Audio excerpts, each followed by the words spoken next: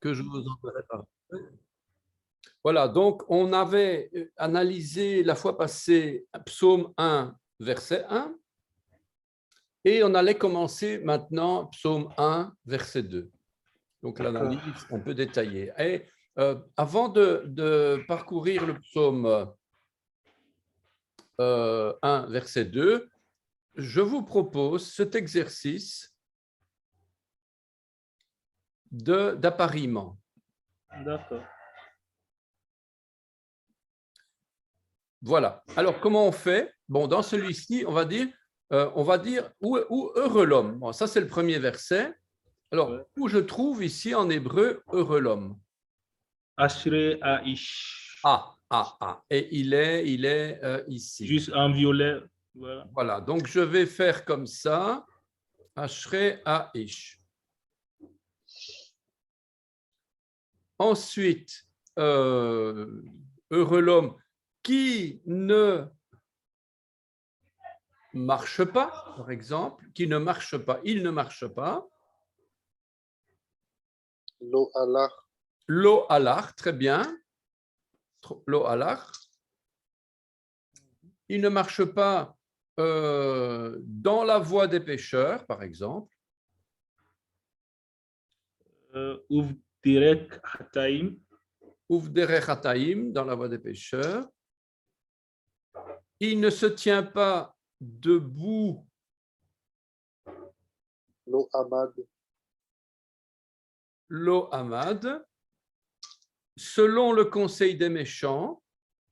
Beatsat Reshaim. Beatsat Reshaim. Il ne s'assied pas. Lo yashav. Lo yashav. Il ne s'assied pas en compagnie des moqueurs. En compagnie. Uv Moshav Letzim. Uv Moshav Letzim. Voilà. Voilà. C'est pas trop compliqué. On clique sur présenter et il vérifie. Voilà, on a 8 points sur 8 points. Voilà. Donc ça, c'était l'exercice, le premier exercice. Je vais voir si j'ai un autre exercice du même genre pour le verset 1. Celui-ci. C'est un autre exercice un peu du même genre, où je n'ai plus le français. Enfin, je n'ai plus la phonétique. Alors, les moqueurs.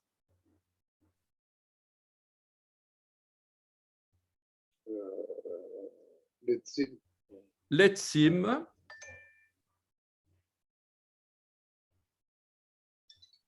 Selon le conseil des méchants. Ba'atzat reshaim. Ba'atzat reshaim. Et dans la voie des pécheurs. Uvderech hataim. Uvderech hataim. Il ne se tient pas debout. Lo hamad. Et en compagnie. Uv moshav.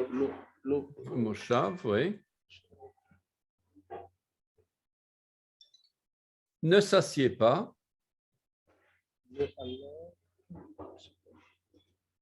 Lo yashav. Lo yashav.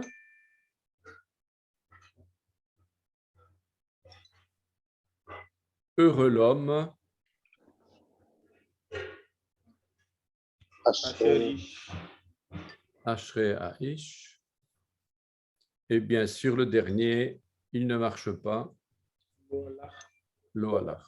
Voilà, donc bon, c'est pas compliqué, mais bon, il faut quand même connaître, quoi, un minimum, quoi. Voilà, donc ça, c'était le verset 1.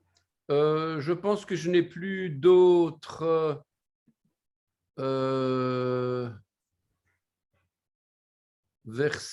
pour le verset 1.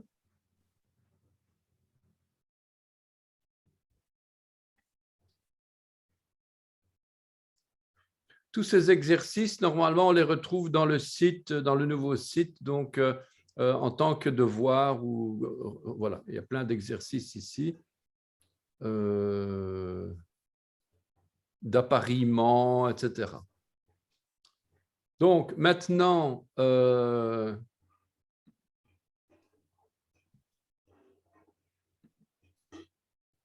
ne retrouve plus.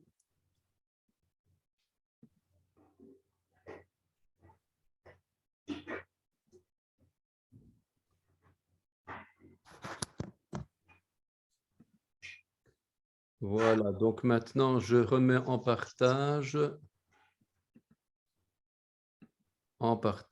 le psaume 1, verset 2. Voilà. Alors, psaume 1, verset 2, donc on a vu que heureux l'homme qui ne marche pas selon le conseil des méchants, etc., mais qui trouve son plaisir dans la loi de l'Éternel et médite cette loi jour et nuit. Alors, on va lire ça lentement.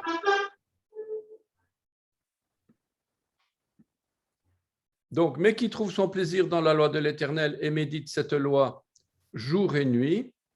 Alors, si quelqu'un veut se lancer.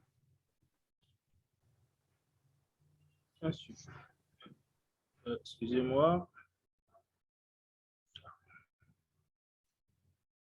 D'accord. Je vais aller. Qui im. Oui. Betorat. Oui, Betorat.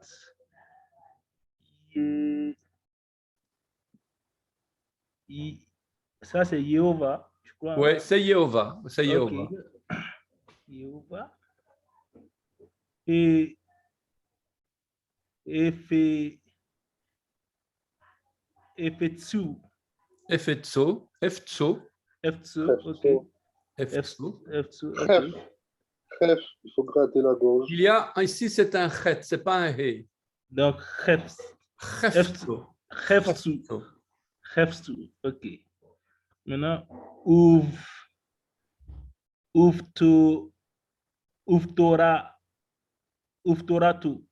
Uftorato.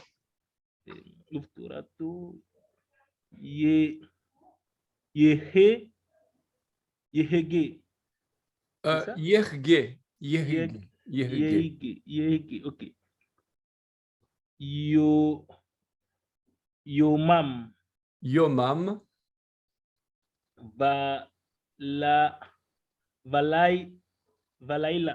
Valaila. Voilà. Donc, qui im, car si,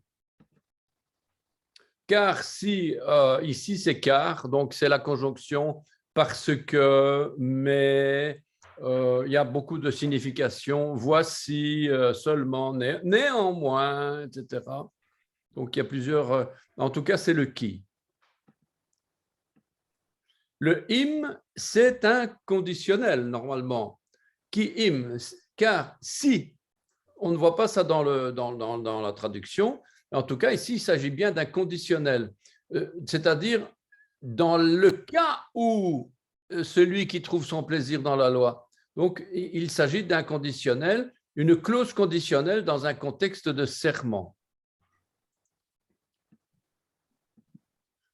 Qui im Betorat Adonai, Betorat Yehovah, Betorat Yahvé, dans la Torah de l'Éternel. Donc, en fait, qui trouve son plaisir dans la Torah de l'Éternel.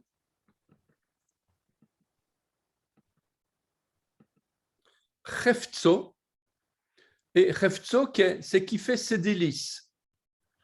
Donc, qui trouve son plaisir, c'est qui fait ses délices.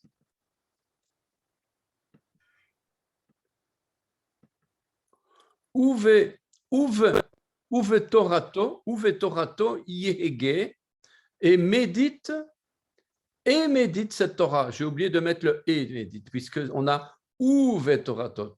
Donc, Uve Torato, donc c'est et médite cette Torah,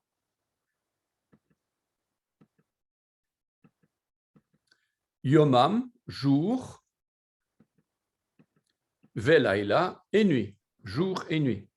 Alors ici, il y a une petite astuce, c'est qu'il n'est pas écrit Yom Velaila, mais il est écrit Yomam, puisque le jour, c'est Yom. Or, ici, ce n'est pas Yom qui est donné, mais c'est Yomam qui est donné. Donc, il y a juste une petite astuce, on va tout de suite voir. Valaïla et la nuit. Donc, jour et nuit. Alors, une question que je pose avant d'analyser le texte, est-ce qu'il est possible de trouver plaisir dans une loi? On parle bien ici de trouver son plaisir dans la loi de l'Éternel. Donc, je pose la question, en quoi est-ce qu'on peut trouver un plaisir? Et c'est même plus qu'un plaisir. On parle vraiment de délices, de se faire des délices, c'est-à-dire d'être tellement joyeux de la loi. Comment peut-on satisfaire notre âme dans des règles de conduite, dans un code civil destiné aux hommes à bien vivre, puisque la Torah, c'est un code civil, c'est un code qui nous dit comment faire pour bien vivre ensemble, en bon voisinage, etc. Donc, il faut des règles pour qu'on soit tous d'accord, et si on n'est pas d'accord, eh bien, on suit les règles. Eh bien, donc, ce sont des codes juridiques aussi destinés à juger les coupables des méfaits occasionnés à autrui. Comment est-ce qu'on peut satisfaire notre âme de ça? Alors, on dit que la loi, c'est la Torah, l'enseignement, l'instruction, mais il faut quand même rester honnête. Il ne faut pas mentir à Dieu. Notre cœur ne ment pas. On sait très bien qu'on ne peut pas avoir un plaisir dans une loi. Ce n'est pas possible, ça. En tout cas, dans le sens d'avoir des délices. En quoi est-ce que cela peut nous donner plaisir? On dit que la Torah, c'est la clé du bonheur. Alors, pourquoi est-ce que la Torah, c'est la clé du bonheur? Où se trouve donc ce plaisir?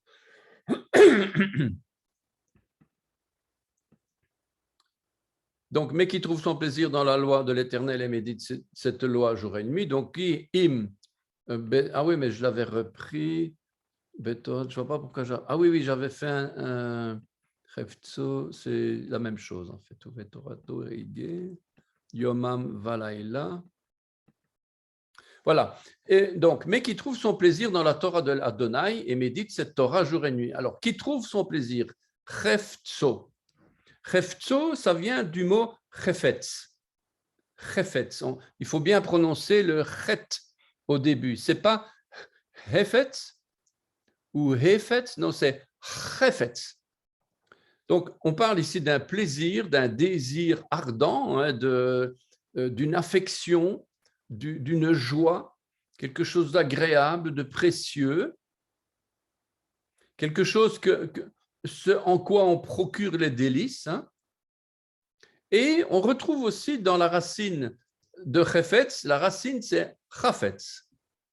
Chafetz avec un kamatz. Donc, je vous rappelle que généralement, le verbe commence généralement par un kamatz, le A prolongé, chafetz. Et chafetz qui veut dire aimer, il y a plusieurs significations, aimer, plaire, vouloir, affection, plaisir, etc. Et cette racine signifie aussi courber, plier, bouger. Donc, le fait de trouver son plaisir dans la Torah de l'Éternel nous fait courber, nous fait bouger, nous fait plier le genou. Nous fait plier le genou. Qui trouve son plaisir dans la Torah de l'Éternel et médite cette Torah. Et médite cette Torah. Alors, il y a un lien, on va voir ici un lien avec la proclamation de l'Évangile.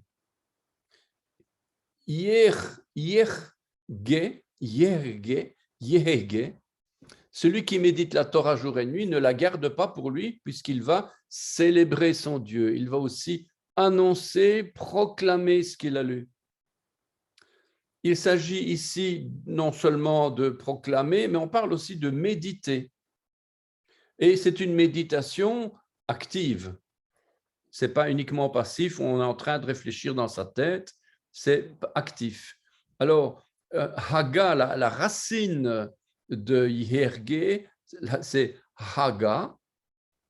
On a deux lettres He, la lettre He qui veut dire la vie, le souffle, et à l'intérieur desquels on a entre les deux le Gimel, le chameau, mais qui veut aussi dire le Geffen. Geffen, c'est la vigne.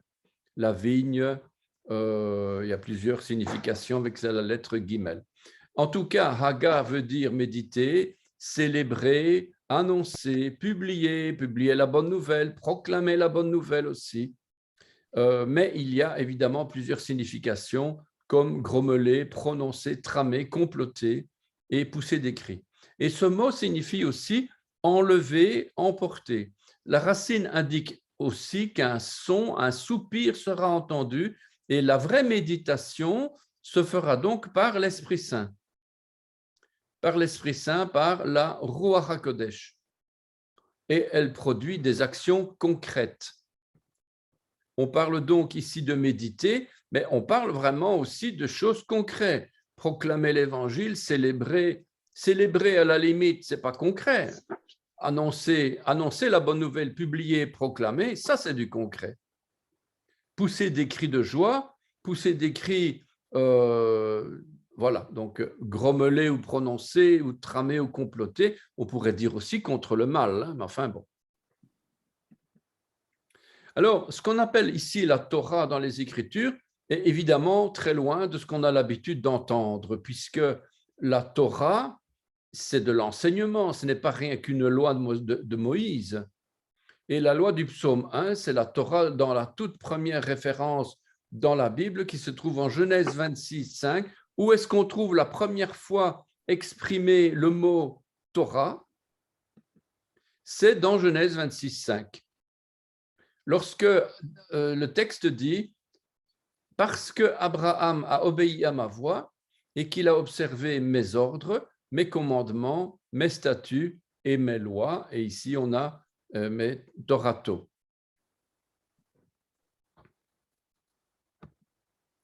Je donne ici cet exemple, donc ce passage. Et on a ici, j'ai repris la première occurrence de ce mot Torah, qui se trouve donc dans ce passage de Genèse, parce que Abraham a obéi à ma voix et qu'il a observé mes ordres, mes commandements, mes statuts et mes lois. On a d'abord, il a obéi à ma voix, c'est-à-dire kol, bekol, donc ici on a bekol, B c'est-à-dire à ou bien dans, kol c'est voix, et koli, c'est ma. Donc, dans, voix, à moi. C'est un petit peu ça. Hein? Donc, dans ma voix, obéis à ma voix. Kol. Et là, on parle d'une voix, d'un cri, d'un bruit, d'un tonnerre ou d'un son. Puis, il a observé mes ordres. Mes ordres, c'est mishmeret. Mishmeret qui vient de mi-shamar. Le verbe shamar qui veut dire garder. Garder, comment est-ce qu'on dit garder la Torah? On dit shamar, garder dans le sens de se souvenir, de préserver. Préserver dans le sens d'un gardien qui préserve, il est sur une sentinelle qui est sur une muraille de Jérusalem pour surveiller, eh bien, il fait shamar. Il garde en mémoire, il garde en souvenir. Donc, ce n'est pas forcément une obéissance à une loi. Mishmeret, c'est plus, bien sûr, c'est un ordre, un précepte, mais on parle là d'avoir une action de mémoire et de souvenir.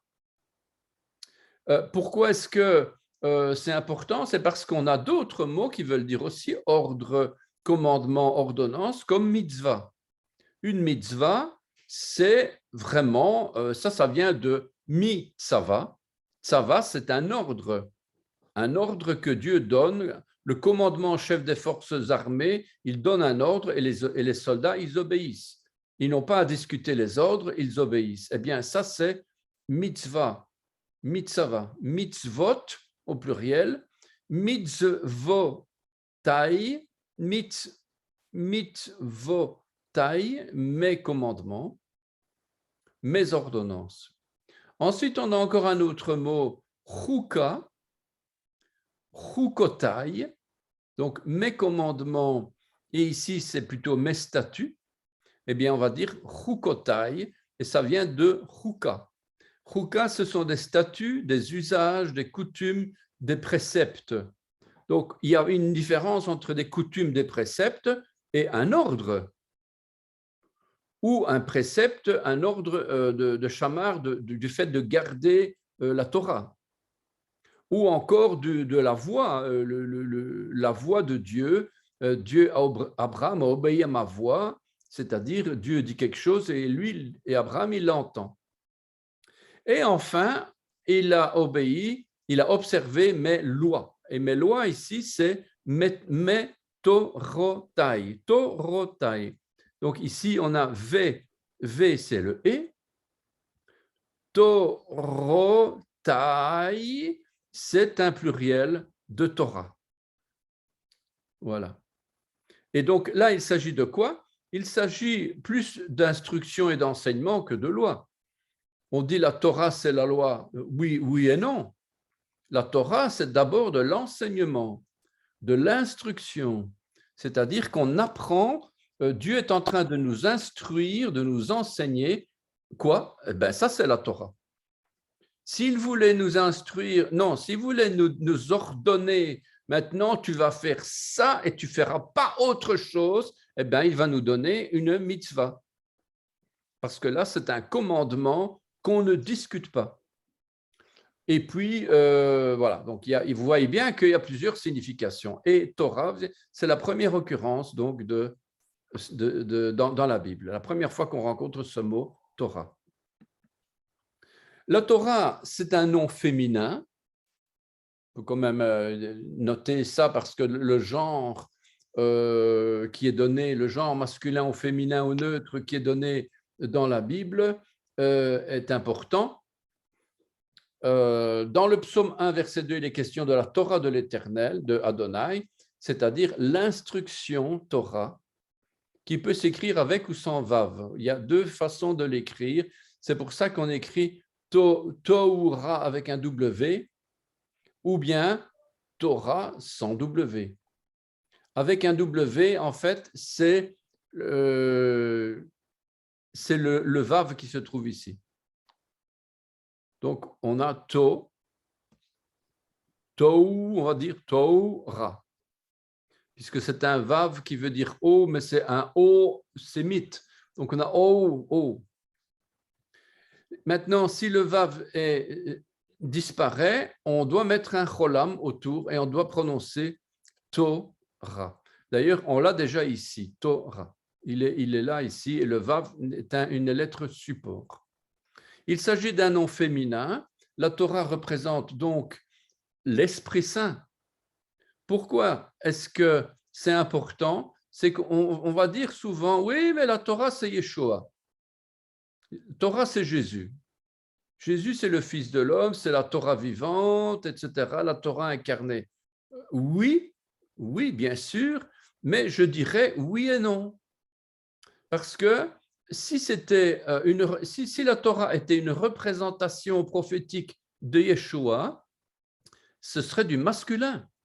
Yeshua, il est masculin. Il est Dieu, le Fils de Dieu, il est masculin. L'épouse de Christ, qui va être l'épouse du Mashiach, de Yeshua, c'est du féminin. Donc, on voit bien l'importance du masculin ou du féminin. Eh bien, ici, c'est du féminin, et donc ça ne peut pas être Yeshua. Donc, dans la personne trinitaire, ce n'est pas un mot qui est ça n'existe pas, mais je veux dire, dans la personne du Père, du Fils et de l'Esprit, la Torah serait plutôt représentée, ou elle représenterait plutôt l'Esprit Saint. Le genre féminin est généralement attribué à deux catégories dans la Bible. Soit il s'agit d'un peuple, c'est-à-dire Israël, une femme comme un réceptacle, c'est une femme qui donne la vie, donc c'est bien la femme qui est féminin. et c'est de la femme que sortira le Messie. C'est d'un peuple, le salut vient des Juifs, donc c'est d'un peuple que sortira Yeshua. Donc, soit c'est une femme, soit alors c'est la Ruach HaKodesh, puisque l'Esprit Saint est féminin. Bon, il y a des cas dans la Bible où l'Esprit Saint peut être aussi masculin, mais généralement, c'est au féminin, généralement. Alors, le mot Torah, bon, c'est un mot qui vient d'un verbe. Tous les mots viennent d'un verbe. Eh bien, la Torah vient ici du verbe yara. Yara qui peut s'écrire avec un he ou avec un aleph. Yara s'écrit. Ou peut s'écrire aussi yoré, suivant la conjugaison au futur, etc. Et ce verbe veut dire quoi? Puisque Torah veut dire instruction, enseignement, le verbe va dire élever, informer, enseigner, indiquer, instruire, etc.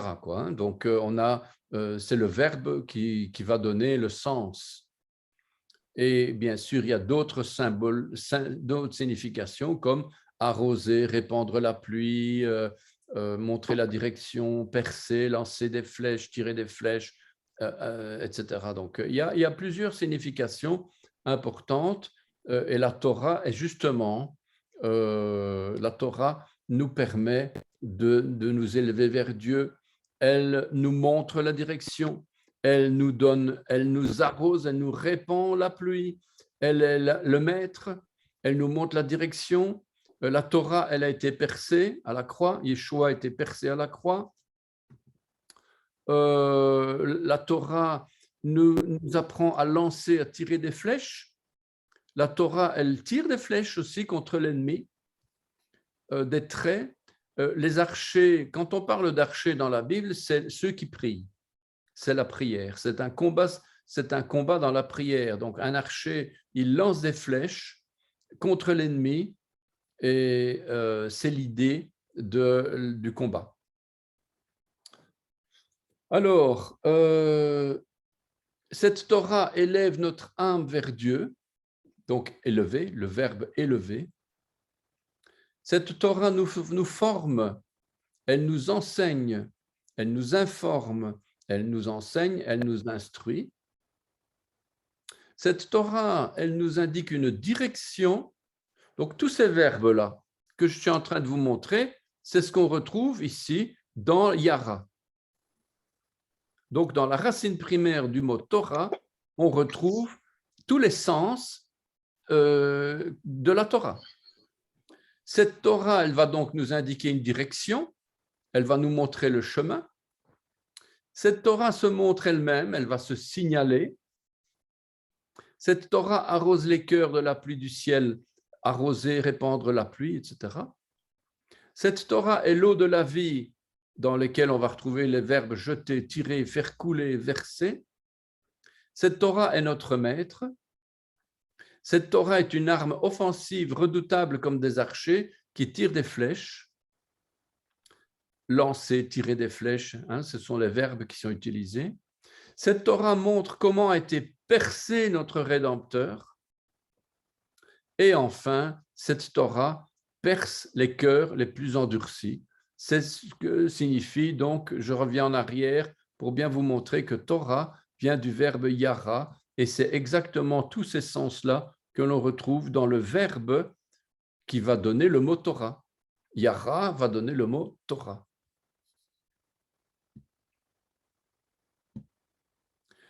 Alors, il y a une autre racine primaire de Torah, et c'est Tour. Tour. Alors, une autre racine va nous montrer que rien n'est jamais acquis et que nous sommes et nous serons toujours en recherche, que nous devons sonder les Écritures, nous devons chercher la bonne voie, nous devons trouver et prendre des bonnes résolutions. Ça, c'est une première chose, c'est ce qu'on retrouve dans la racine Tour. On va aussi retrouver dans cette racine que nous devons espionner le camp adverse. Nous devons espionner le camp adverse et aussi nous devons apprendre à négocier avec notre prochain. Donc, la Torah qui vient d'une racine yara et qui a une connexion avec la racine tour, elle va nous montrer que on rentre dans un combat spirituel où on doit même espionner l'ennemi. On doit même espionner l'ennemi. On n'espionne pas des hommes, mais quand même, quand on entend des personnes parler, on se dit, mais attends, c'est Dieu qui parle ou c'est l'homme ou c'est le diable qui est en train d'essayer d'envoyer son serviteur ou quoi? Donc, il faut espionner, on doit être subtil et essayer de découvrir parfois si ce n'est pas l'ennemi qui est en train d'utiliser quelqu'un. La personne ne s'en rend pas compte, mais voilà. Et l'ennemi essaye d'utiliser quelqu'un. Alors, tour, c'est la racine primaire, donc dont le sens est de chercher, explorer, suivre, montrer la bonne voie, sonder comme on sonde un terrain, prendre une résolution, rechercher, espionner. Et le sens est de rechercher, de choisir, de chercher comment faire quelque chose, comment espionner, comment explorer comme des explorateurs ou des espions, et aussi comment négocier, parce qu'on doit savoir négocier avec notre prochain, on doit pouvoir, on ne va pas envoyer en pleine figure « tu es un espion ». Non, on doit négocier, on doit être évidemment simple comme des colombes. Ensuite, on a notre Yomam Valaila. Yomam Valaila. Alors, Yomam, on remarquera qu'il est écrit dans le psaume Yomam Valaila. Il n'est pas marqué comme on pourrait le penser, Yom Valaila. Yom, c'est jour, et Laila, c'est la nuit, et Va, c'est et. Donc, on aurait dit Yom Valaila, puisque le jour se dit Yom au singulier. L'expression, donc, Yomam, signifie autre chose. Yomam pourrait être traduit par leur jour. En fait, le mot exprime la durée de temps, les heures de lumière dans la journée. Le même mot Yomam, prononcé différemment, fait référence à un journalier, un travailleur sortant de son domicile qui se rend à son travail, qui est effectué la journée. Et dans la Bible et dans d'autres écrits extra-bibliques, ce mot fait partie de l'expression Yomam Valaila, qui veut dire la perpétuité de la continuité de la chose. Autrement dit, toujours, sans cesse. Quand on dit jour et nuit, ça veut dire sans arrêter, à perpétuité.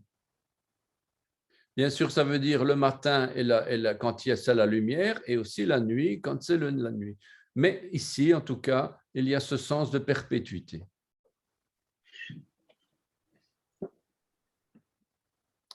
Voilà donc le verset 2.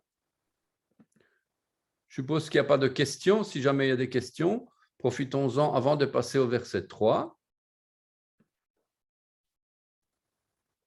S'il n'y a pas de questions, on passe au verset 3. Je ne sais pas quelle heure il est, si vous voulez bien me surveiller, parce que je n'ai... Où est-ce que j'ai mis ma montre? 21h, presque 20h, je crois, ou 21h, ça dépend. Parce que je vais aller voir ma montre, parce qu'il faut quand même qu'il y ait un cours après.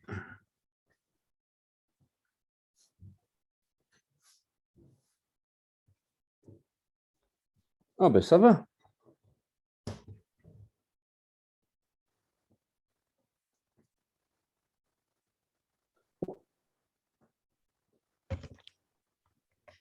Alors,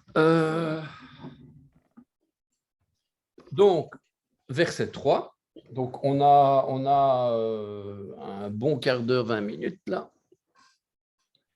Donc, il sera comme un arbre planté auprès des cours d'eau qui donne ses fruits en leur saison et dont les feuilles ne se flétrissent point. Tout ce qu'il fera réussira. Vous allez voir des choses tout à fait intéressantes.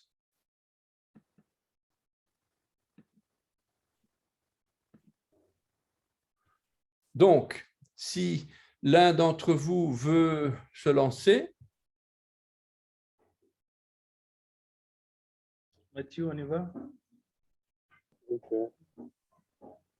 Ve'aya ke'etz shatul al palgei ma'im asher piro yiten be'ito ve'aleu lo yivol ve'chol asher ya'aseh yatzliach. Yatzliach. Parfait. Parfait. Il n'y a rien à redire.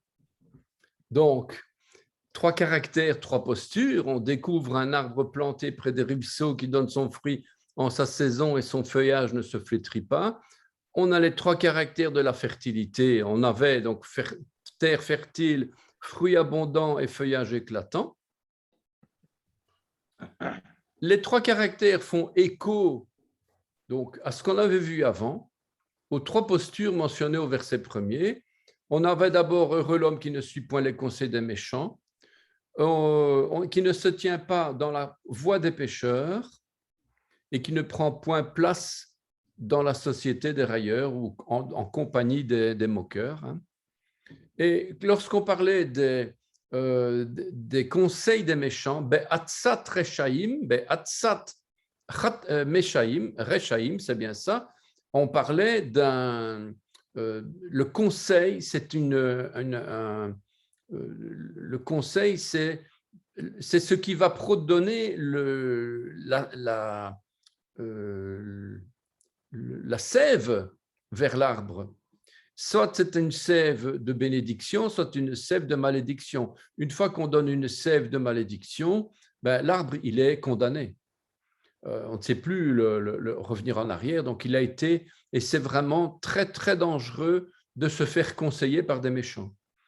Alors, à l'encontre de ça, on va avoir une des postures, ça va être la terre fertile, qui ne se tient pas dans la voie des pécheurs.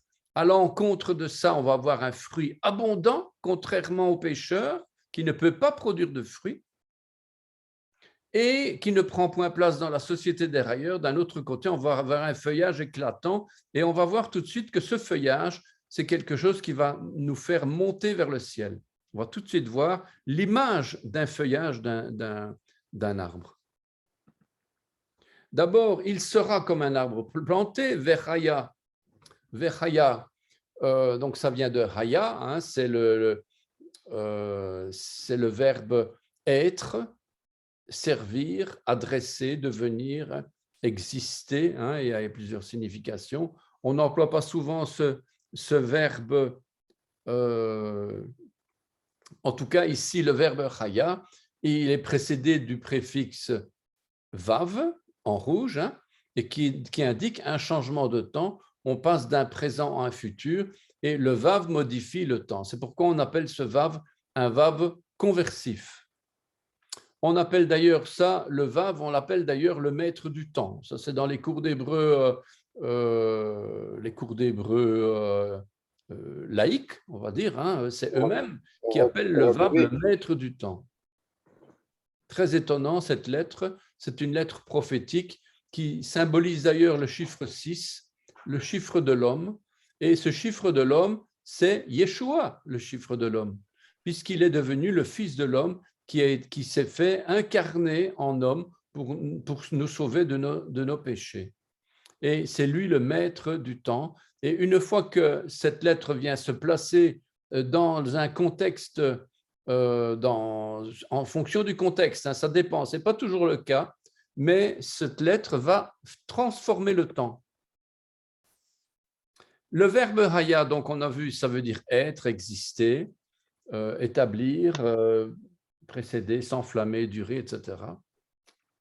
Cet arbre sera comme un arbre, il sera comme un arbre planté, donc cet arbre proviendra de, il apparaîtra, il deviendra comme, il sera institué, il sera établi. Autrement dit, quelqu'un qui est comme un arbre planté, c'est une institution. Dieu est en train de nous établir, il est en train d'établir son serviteur, l'enfant de Dieu, pour qu'il soit fixé définitivement en tant qu'un arbre planté. Cet arbre continuera dans le lieu, dans le temps, et il se trouvera et sera situé. Une fois que la bonne semence elle a été faite, une fois que la sève est rentrée dans la sève, c'est etzat, comme le conseil, le conseil qui va donner la sève, la vie, quoi, vraiment, eh bien, l'arbre va vivre éternellement. Il ne pourra plus revenir en arrière, quoi. Le etz. Alors ici, il est comme un arbre planté près d'un cours d'eau qui donne son fruit en sa saison et dont le feuillage ne se flétrit point, tout ce qu'il fait lui réussit. L'arbre, le bois, on dit etz, aïn tzadé. Donc vous voyez bien ici le aïn qui veut dire le regard et le tzadé sophit, le tzadé qui est final. Regardez ici, le tzadé il n'est pas final, eh bien il est différent. Le tzadé, il est comme un espèce de petit bonhomme sur les genoux. Là. D'ailleurs, tzadé veut dire le juste. Eh bien, le tzadé final, il est comme un arbre, il est planté, comme un arbre planté. Donc, comme par hasard, le haïn, le regard qui est planté dans le sol, on parle justement d'une plantation, quoi. Alors, ce etz, l'arbre, vient de atza. Atza, donc ce que je viens de dire ici, une racine primaire qui veut dire qui ferme les yeux pour se livrer à des pensées, qu'il ferme, il y a plusieurs significations. Et il est curieux de constater qu'à partir d'une toute autre racine, il y a atz, qui s'écrit de la même façon, etza, on arrive à etza, qui veut dire ici conseiller, consulter. Donc, on retrouve notre etza du verset 1. Le conseil des méchants, etza, qui c'est vraiment le bois au travers duquel va venir la sève. Et soit on est de bons conseils car on est relié à la source du courant d'eau, soit on consomme le mal en se fermant à la source d'eau. Deux racines, donc ici, deux racines qui donnent dans ce cas la même apparence physique, puisque etza qui ferme et etza le conseil, le résultat est opposé. La vraie racine, c'est ya'atz qui est le conseil et non atza, ferme. Etz commence par aïn le regard et se termine par tzadé le juste. L'arbre pointe donc nos regards vers le juste Yeshua. Puisque quand vous regardez un mot comme ça, vous commencez la lecture de la droite vers la gauche. Aïn veut dire regard, tzadé veut dire le juste, et la lettre He veut dire la vie. Donc le regard vers le juste et ça donne la vie. Vous voyez, donc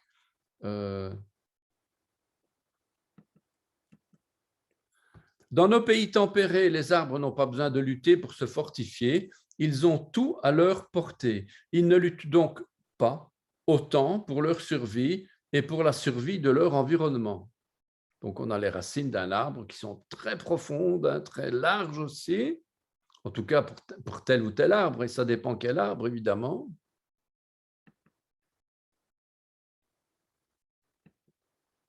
En Israël ou dans les pays chauds comme l'Afrique ou d'autres pays que vous connaissez, vous vivez plutôt là-dedans, ça dépend, hein. Les arbres ne poussent pas comme dans nos pays tempérés. Un arbre en Israël se fortifie et apprend à grandir en combattant. Il lutte pour sa survie et pour la survie de son environnement, de ses fruits, de ses feuilles, et ses racines vont aller rechercher l'eau et les bons nutriments le plus profondément s'il le faut.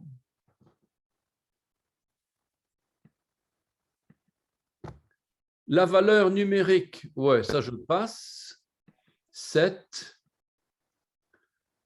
Aïn Tzadé, Aïn Sadeh Sofit, donc Aïn Sadeh, c'est 70 et 900. Non, bon, je passe parce que je ne passe pas trop de temps sur les valeurs numériques.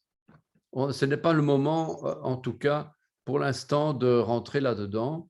Il y a beaucoup d'enseignements dans les valeurs numériques, mais une chose à la fois. Donc, je vais passer.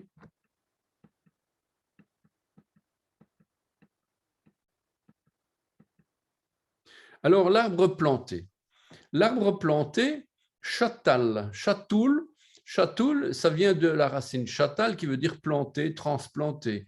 Il est planté près des ruisseaux, des courants, des torrents, du canal, d'un cours d'eau. Al-Palgemaïm, il est planté près des ruisseaux, près des cours d'eau. Et Palgé, c'est le pluriel de Peleg. Peleg qui veut dire ruisseau, courant, torrent. On retrouve 10 occurrences de ce mot masculin qui vient du mot Peleg. Et Peleg, c'est un nom, d'ailleurs, c'est un des fils de Héber. C'est un des petits-fils de Noé. Et donc, Peleg, ici, ça vient de palag, partager, ouvrir, diviser, fendre, séparer. Et pourquoi? Eh bien, le texte dit, dans Genèse 10, 25, il naquit à Héber 2 fils. Le nom de l'un était Peleg, parce que de son temps, la terre fut partagée. Et le nom de son frère était Yortan. Donc, on parle ici, dans Genèse 10, 25, de la dérive des continents. Donc, la dérive des continents, elle est écrite dans la Bible. Et donc, ce mot Peleg, le nom Peleg, vient du verbe palag, qui veut dire diviser, fendre, et c'est ce qui va donner justement Al-Palgemaïm, c'est-à-dire les ruissants, les cours d'eau, qui se divisent en plusieurs branches comme ça, donc qui se séparent. C'est pour ça qu'on parle de division, en fait. Un arbre planté auprès des cours d'eau qui donne ses fruits en leur saison. Le fruit, c'est péri, qui est porté par cet arbre qui tire sa racine de para. Péri, donc fruit, fruit, fécondité, prospérité, etc. Progéniture aussi, une descendance, on parle d'un fruit. Les enfants sont la descendance d'un homme, donc c'est les fruits d'un homme. Voilà. Péri, ça vient de la racine para qui veut dire prospérer, féconder, augmenter, produire, fructifier. Et il y a une relation trilitaire entre la fécondité, la génisse, para, et le taureau. Le taureau qui se dit par. En hébreu, un taureau se dit par. Peresh. Voilà une petite illustration. Donc, le lien entre l'arbre et l'éternité. Alors, vous savez qu'un arbre, on voit dans un arbre les anneaux de croissance et on voit justement les liens entre l'arbre et les saisons, entre l'arbre et le temps, entre l'arbre et l'éternité. Le fruit en sa saison, le fruit et aïn tav, donc signifie de donner son fruit dans son temps, dans son époque.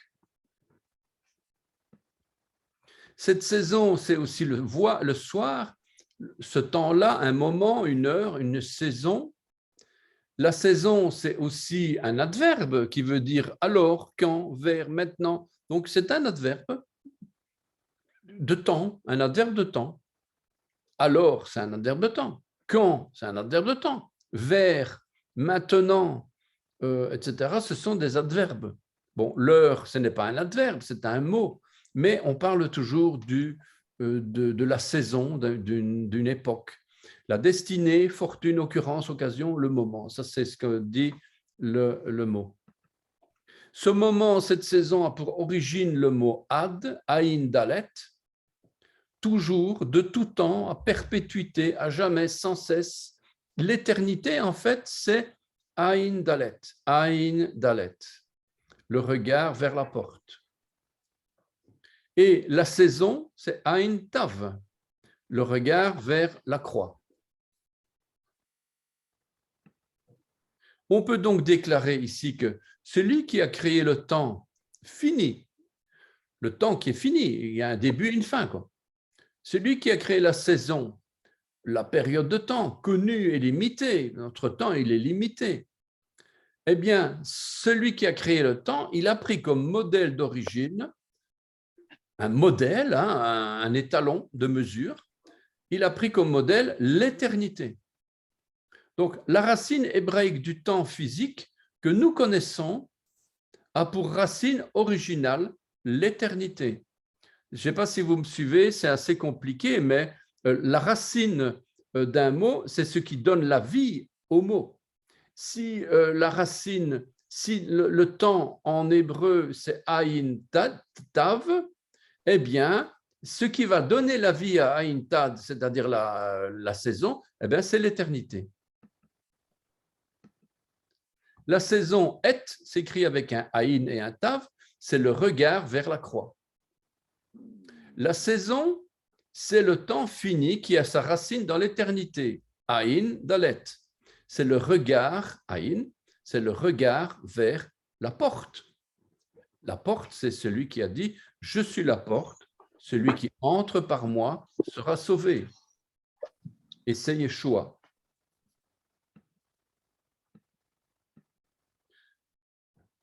Alors, je vous rappelle, mais ça je vous avais déjà montré, bon, la saison, le temps, c'est Et, Aïn Tav.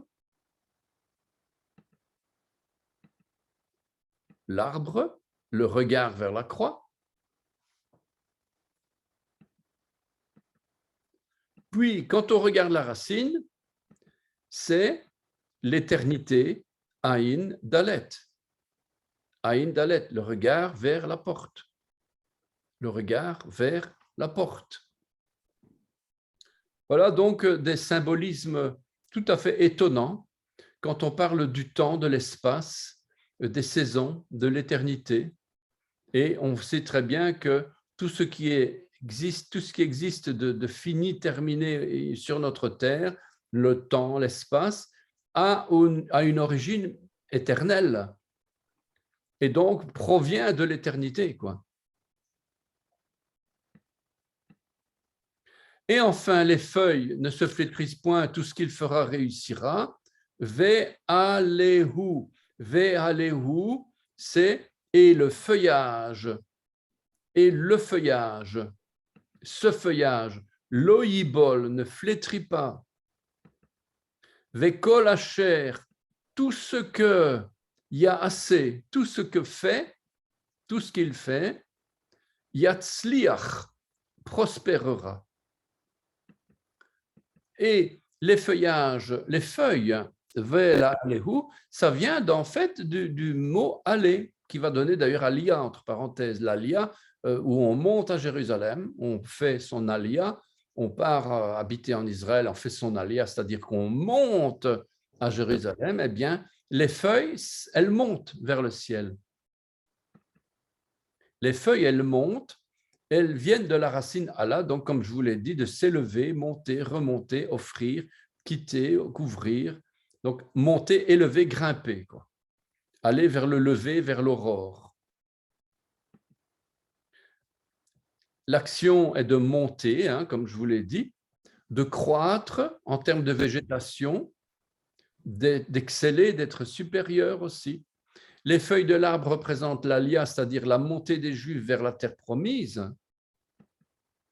On peut ajouter en outre que cette montée est un sacrifice, Ola.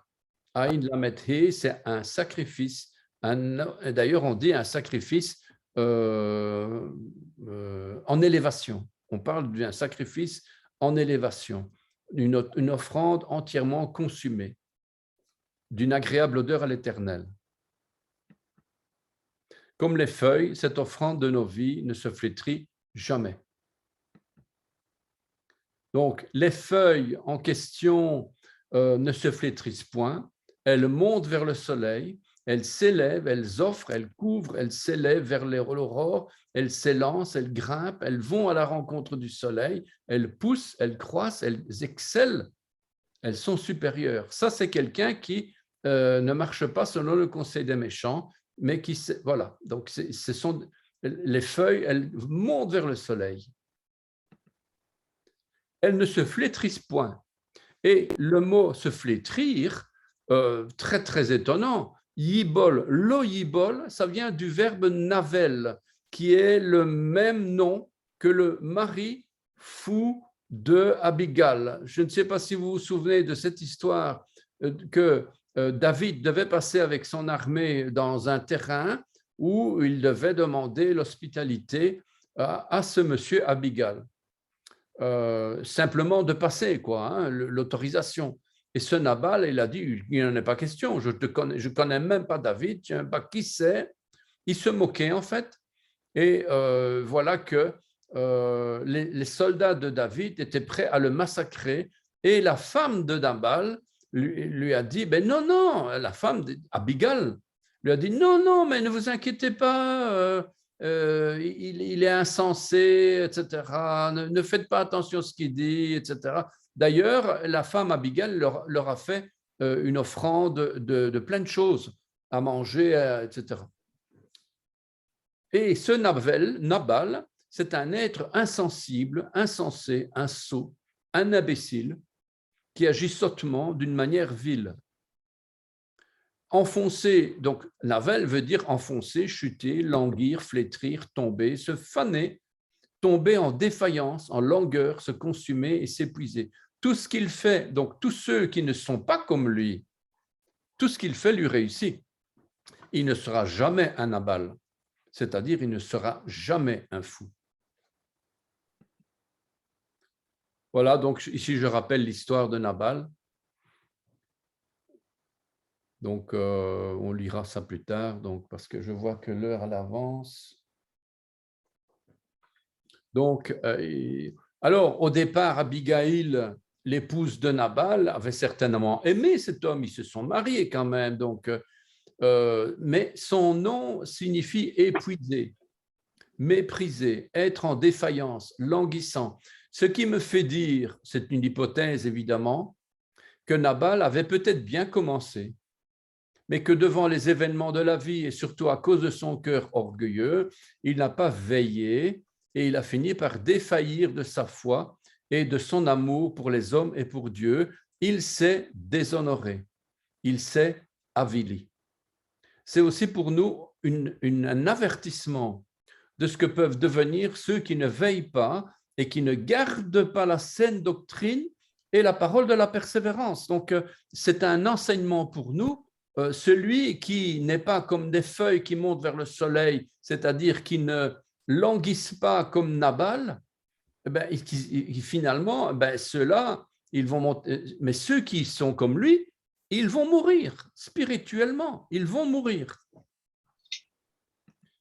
Voilà, donc c'est David, voilà le texte 1 Samuel 25, 10.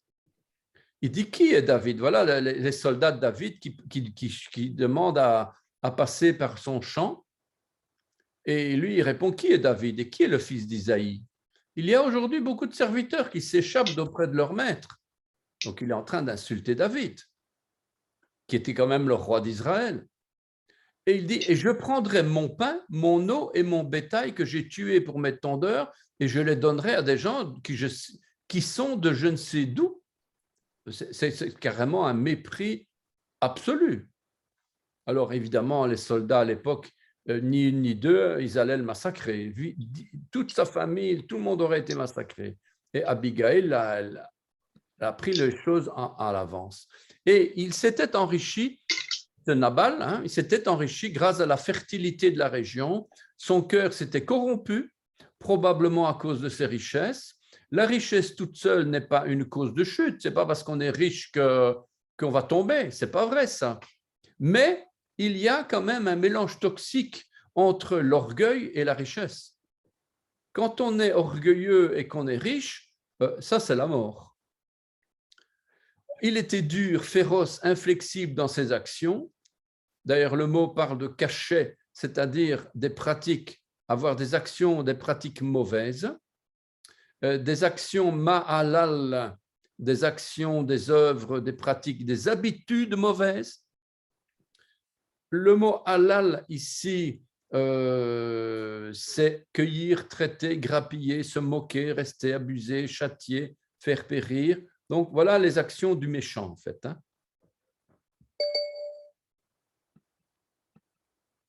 Et que se passe-t-il si on ajoute Dieu à un fou? Imaginez que, voilà, Nabal, c'est la mort éternelle assurée. Si on ajoute la lettre He au nom de Nabal, que va-t-il se passer? Vous savez que la lettre He est une lettre qui a été ajoutée à Abraham pour devenir Abraham. Donc, pour que Abraham puisse servir Dieu, Dieu lui a ajouté une lettre. Et il est devenu Abraham. Et il est devenu un serviteur de l'Éternel. Nabal veut dire épuiser, mépriser, être en défaillance, périr, etc. Si maintenant, je veux ajouter la lettre He, donc je vais avoir Nabel plus la lettre He. Et on va, d'ailleurs, il y a un passage qui va nous parler de ça. Dans 2 Corinthiens 2,15, nous sommes en effet pour Dieu la bonne odeur de Christ parmi ceux qui sont sauvés et parmi ceux qui périssent. Aux uns, une odeur de mort donnant la mort, aux autres, une odeur de vie donnant la vie. Alors, pourquoi je parle de ça? Parce que si j'ajoute le He à Nabal, le méprisant, le fou, eh bien, on va avoir Nebela, qui veut dire cadavre, bête morte, corps mort, carcasse, ou encore Nebala, qui veut dire infamie, folie, sottise, stupidité, action honteuse, immoralité, action profane, disgrâce, infamie. Donc, on retrouve ici la lettre He, qui est la lettre de Dieu. Si on ajoute la lettre de Dieu sur un sceau, c'est la mort. Ce n'est pas parce qu'on va ajouter Dieu, soi-disant, pour sauver quelqu'un. Non, il va mourir. Il doit d'abord être sanctifié avant d'avoir le nom de l'Éternel. S'il n'y a pas le sang pour le pardon des péchés, la lettre He va le tuer. Et c'est exactement la signification de ça. Voilà, on va terminer. Je vois l'heure qui avance. Donc, Vehu Kalibi, c'était un Kalibite. Il y a plusieurs sens ici, où soit on dit que c'était un Kalibite, c'est-à-dire quelqu'un de la tribu de Caleb, qui avait un rôle très important à l'époque.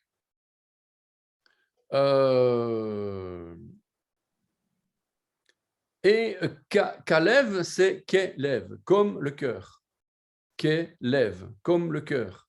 Donc, soit c'était quelqu'un qui était comme le cœur, au début il avait comme le cœur, c'est-à-dire quelqu'un qui avait un bon cœur au départ. Mais Kelev, c'est aussi le chien. Et les origines mauvaises de Nabal, c'est comme un chien. Et qu'est-ce que c'est que le chien? Au niveau biblique, le chien, c'est un acte homosexuel, une fornication homosexuelle.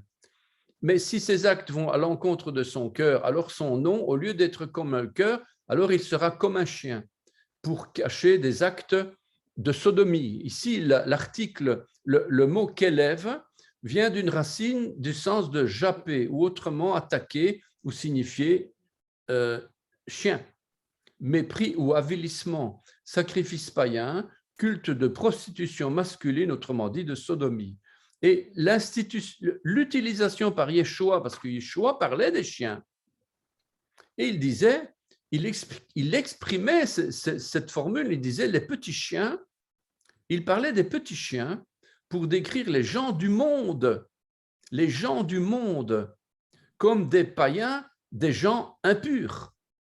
Pour Yeshua, les gens du monde, c'était des gens impurs, parce qu'ils avaient une vie de perversion. Et comme l'impureté, c'est un esprit, on peut supposer qu'à l'origine, Nabal ou ses parents sacrifièrent des idoles.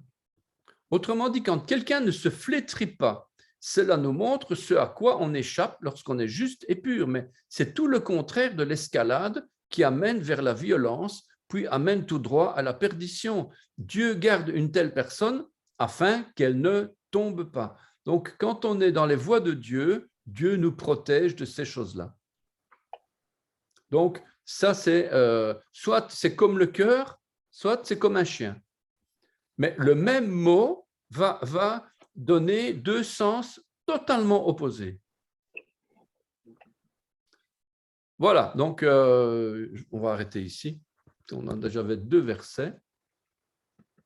Donc, c'est quand même intéressant de voir, il y a beaucoup d'avertissements en fait pour nous dans ces 2 versets, dans ces 3 premiers versets, beaucoup d'avertissements, mais qui nous donnent que Dieu va nous garder parce que nous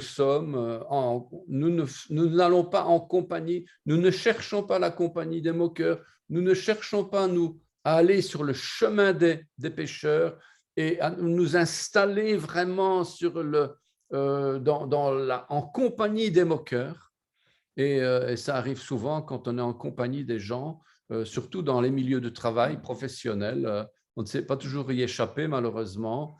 C'est de se retrouver dans des milieux où les gens ils se foutent de Dieu, quoi. Et on est là très embêtés parce qu'on ne sait pas comment réagir. Et voilà, quoi. Voilà. Merci pour le point. Mais justement, mais ça va mieux, monsieur Sobielski, puisque je vous vois. Oui, ça va mieux. Ça va mieux, oui. Ça va mieux. J'avais de ces migraines épouvantables. J'étais incapable de faire de l'hébreu. D'accord, ça n'avait rien à voir avec l'histoire de Covid et tout, là.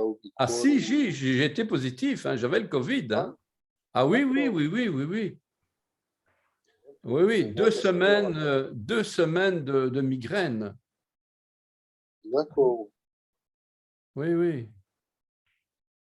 Bon, ben, Dieu merci, vous êtes sorti. Oui, en effet. On parlait de ça justement au début, du coup, avant ton arrivée. Ah, ok, d'accord. Ouais, on avait prévu de continuer les cours et puis la semaine qui a suivi, je me sentais pas trop bien. Je me suis acheté une petite truc de pharmacie, là, comme ça. J'ai mis des trucs dans mon nez et j'ai vu que c'était positif. Ah, je dis, tiens.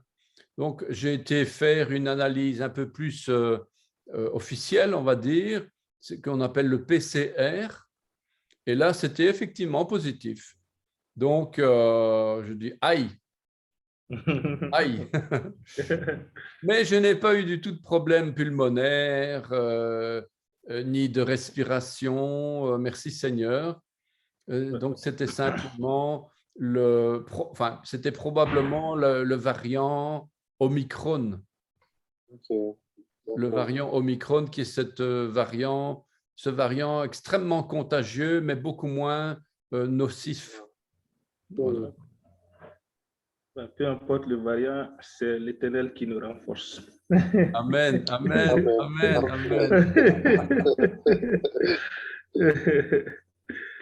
Eh bien, je vous souhaite une bonne soirée et si on est d'accord pour continuer la semaine prochaine.